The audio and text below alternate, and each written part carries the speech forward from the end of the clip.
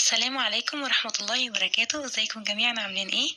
يا رب دايما تكونوا بخير. الفيديو ده فيديو مشتريات من الفيديوهات اللي بحبها جدا.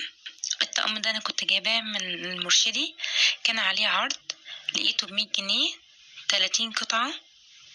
هو طقم عشا، فمتخيلين ما شاء الله طقم عشا 30 قطعة ب100 جنيه. طبعا ما شاء الله فرصة ما تتعوضش، فعجبني جدا العرض وجبته. الخامة بتاعته ازاز، نقشته ما شاء الله زي ما حضراتكم شايفين جميلة. كان متوفر من نقشات تانية بس انا حبيت النقشة دي. اول حاجة دول 6 بولات، حجمهم ما شاء الله حلو، ينفع لغرف طبيخ او لشوربة او لحلويات عادي مفيش مشكلة، بس في معاهم 6 اصغر منهم يكونوا للحلويات احلى، المهلبية والرز بلبن وحاجات زي كده. لما تروح اي مكان عامل عروض، الطقم اللي هتنقيه او سواء كوبايات او اي حاجة تكون بتتكسر، تفتحي الكرتونة كويس وتقلبي فيها، لان انا كنت واخده الطقم اللي زي ده بالظبط. فالراجل قال لي مش شرط يعني تفتحيه وكده، فقلت له لا معلش انا عايزه اتاكد اذا كان سليم ولا لا. وفعلا كان في 6 اطباق كاملين متكسرين كده حتت في قلبي، فالحمد لله ان انا ما اخدتهوش واخدت بدل الطقم ده. التانيين دول البولات الصغيرين، ودي الاطباق الكبيره شويه. هو من كل حاجه 6، انا بتاكد منهم الحمد لله ما فيهمش حاجه. الاطباق دي تنفع لجاتوه. الحجم بتاعها، الحجم ده بقى حلو قوي في الغرف، يعني شايفين فرق ما من ده وما من ده. حتى العلو بتاع الطبق نفسه يعني هو ما شاء الله ده للغرف.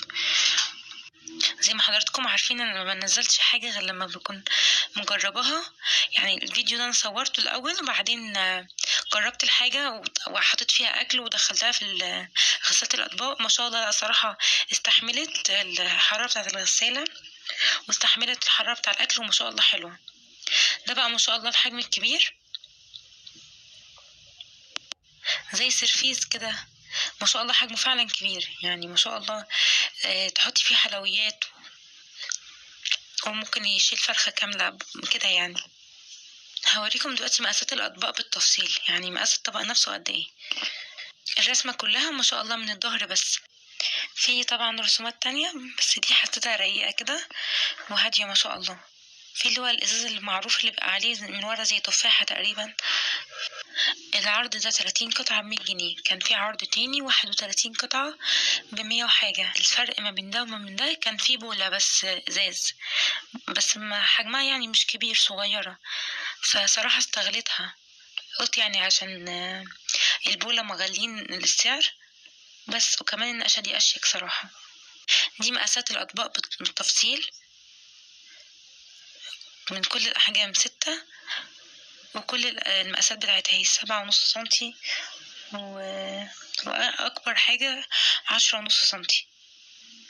ده شكل الكرتونة من برا، عشان لو حد عايز ياخد سكرين شوت بحيث انه يسأل عليه على طول.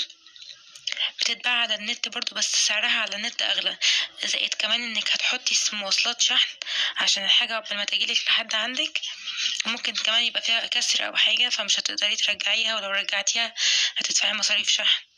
انا صراحة كنت محتاجة اجيب اطباق للمطبخ عندي عشان والطقم العشاء بتاعي الحمد لله يعني اتكسر كله، فقلت اجدد كده وبسعر برضو رخيص مش غالي. وكده الفيديو يكون خلص. ما تنسيش تحطي لي لايك للفيديو واشتراك للقناة وفعلي الجرس عشان يوصلك كل جديد. اشوفك ان شاء الله باذن الله في فيديو جديد. مع السلامة.